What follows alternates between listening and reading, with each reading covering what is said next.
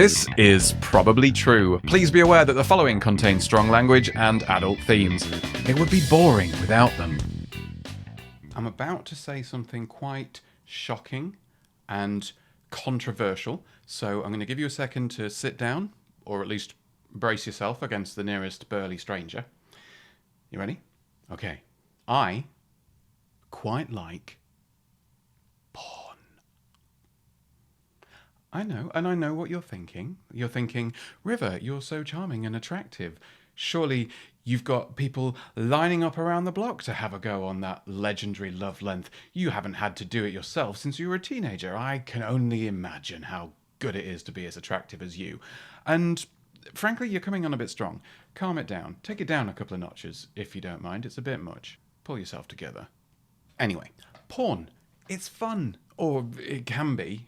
We've talked before, you and me, about how porn's boring when it's all glossy and overproduced and studio-based, because it doesn't seem real and sexy. Like, I much prefer the amateur stuff where people are actually enjoying themselves and having a good time, and it's all a bit wonky and a bit weird and a little bit kind of not polished. And there's so much of that non-professional stuff out there nowadays because of all the,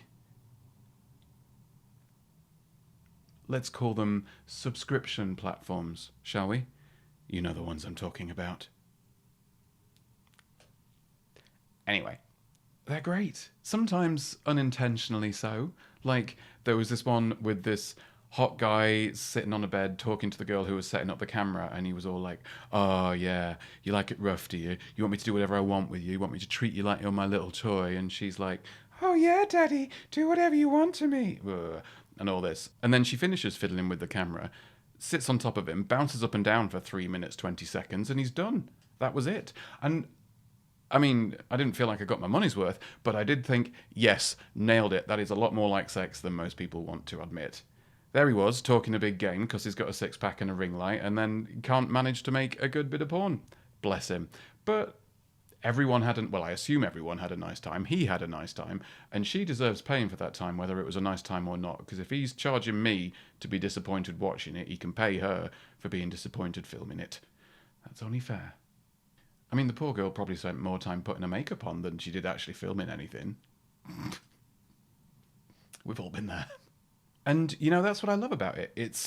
It's real. It doesn't always go exactly to plan. And that's what makes it for me, because it's a lot more fun when the people are obviously enjoying themselves and getting carried away and nothing's quite going to script. There's far too much of the studio stuff, or there used to be, knocking around where it was all like super buff, really perfect looking guys just grimly kind of ploughing away at each other until the director tells them to change position or whatever. And that's not fun, you know?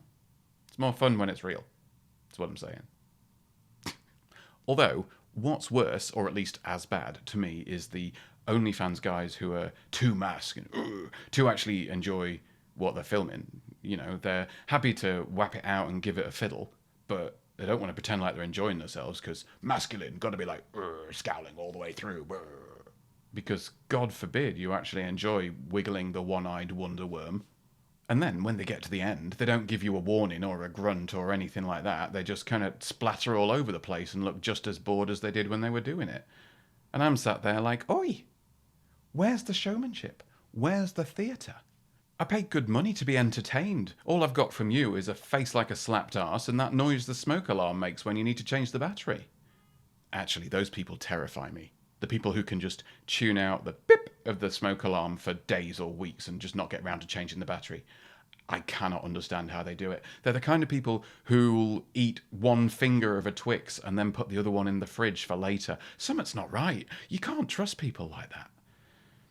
Anyway, enjoying sex, either alone or with others, is a lot more fun if you're a bit more audible about it, a bit more visual. Just let people know that you're having a nice time, basically. Not difficult. Although, as an English person, it took me a while to learn. Not the enjoying sex, well, actually, yeah, the enjoying sex part. I think part of it is that English not wanting to disturb people thing. Well, yes, I was quite close at one point, but you looked busy and I didn't want to make a fuss.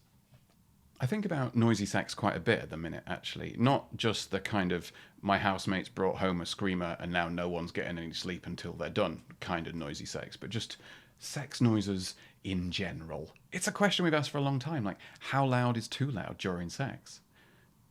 Personally, I usually say the louder the better, because then it saves me having to put a glass against the wall or anything like that, you know? But I do get a bit awkward when I bring a tart back, especially if my housemate is home, because as you can see, we live in quite a open plan, quite echo. There's a lot of hard, flat surfaces, which makes everything echo a little bit. And I'm worried that the sound carries like from my bedroom around the flat. It can be awkward sharing a flat with someone as all the stuff you'd rather not hear is echoing around the place. Even in a relationship, there's plenty of stuff that you'd rather not hear your other half getting up to, and whenever I get around to patenting that noise-cancelling toilet seat, I will be a billionaire. Anyway, I'm talking about the more fun sounds, like the sound of making macaroni and cheese, or the sound of, say, two golf balls in a soft leather bag being gently slapped against a firm but yielding surface. If you get me. I know I have a bit of a reputation for being lowbrow, and you can easily take all this as that if you want, especially if you've listened to anything else I've ever done, but even the poets talked about noisy sex and loud sex and all the fun things to be had. They might have called it the soft anvil of life's creation or whatever, but they were talking about clapping cheeks.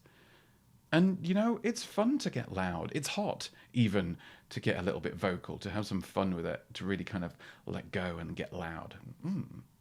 Again, as a British person, I think there's a little bit of that kind of, oh, what if someone heard me? kind of thing in there, which takes a bit of unlearning. But as long as you're not being obnoxious about it, I think you can just relax and enjoy yourself, really. I mean, if it's during the day and someone's on a Zoom call with work in the next room, maybe don't go at it hell for leather, because there's only so much noise cancellation Zoom can do. And as you can see from the reports I've just shared, this quarter's results are coming in and the analytics are looking very promising. Who's a good little piggy? I'm sorry, my housemate appears to be having some upstream synergistic overflow. Bouncy, bouncy. Or it's 4 a.m. on a work day. Having very loud sex in the next room while some people are trying to sleep because they've got work in the morning is a dick move, both literally and metaphorically.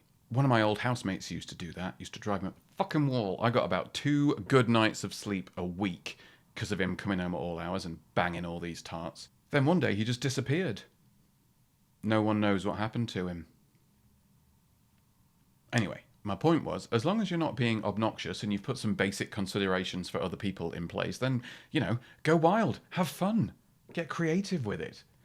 Especially if you're with someone who's not quite hitting the spot, because getting noisy can be helpful. You can hint at them on what to do better, or just use your words, and not just like, ooh baby, or give it to me daddy, or whatever, but actual constructive feedback can be useful, especially in the moment. Things like, oh yeah, that feels good, or oh wow, keep doing that, or piss on my tits and call me Shirley. Whatever it is, if it helps, let them know. No one's a mind reader. If you want good sex, you have to ask for it. There's no point faking it. That's giving entirely the wrong signals and rewarding the wrong behaviour. How are they going to get better if you're pretending it's fine as it is? But you can still be authentic and get your volume up a little bit, because why not? Life's supposed to be delicious. Enjoy yourself and make sure everyone involved knows that you're enjoying yourself. Why not? This is especially helpful if they're getting ahead of you, as it were, or even if they're lagging behind, because then with your words and your noises and you're having some fun with it, you're giving them clues that mean speed up, slow down, let's get there together. It's a lot more fun to make it a draw than for one of you to cross the finish line before the other one's finished warming up, as it were. Daniel. Besides, being with someone who's a bit vocal can be really good for your ego. It's good to know that you've got the skills to make someone you fancy roll their eyes back and bite the pillow, or whatever. As Gandhi once said, true friends are the ones who make lots of noise along the way. And besides, I've found that if I actually lean into it and allow myself to get a little bit louder, I actually start to enjoy it a little bit more as well. It's almost as if I increase my expression of enjoyment, I'm making room for me to experience more enjoyment, if that makes sense. I don't know if it does. I'm not an expert. I'm an idiot who sits here and talks about knobs all day. But it's got to be worth a try, right? And it can take a while to get used to it and not feel too self-conscious doing it, but that's the fun of practicing. And like you said earlier, I am very attractive and charming and surrounded by people who want to have lots of sex with me. Your words, not mine. I've even found it could be quite fun to get a bit more vocal when I'm shaking hands with the devil. It makes it a bit more of an engaging activity, I suppose, rather than something passive where I'm just kind of blank-eyed and bored and getting it over with. So yeah, next time you're enjoying some alone time, try getting a bit grunty. Try talking a bit sexy with yourself. See what happens. For me, at least, getting a bit more vocal makes me enjoy it a bit more. That's all. It helps me lose myself in the moment. It kind of grounds me and feels a bit more of something I'm participating in rather than something that's just happening to me. And having trudged through plenty of below average sex in my time, anything that makes the experience better has got to be worth a try, right? Just think of it as putting the ooze in enthusiastic fun times. That was Probably True, the LGBTQ+ storytelling project created to remind all of our queer siblings that we are none of us alone. If you liked it, then comment, share, subscribe, and join the Patreon. Or just tell all your friends. If you didn't like it, tell me. Come at me, bro.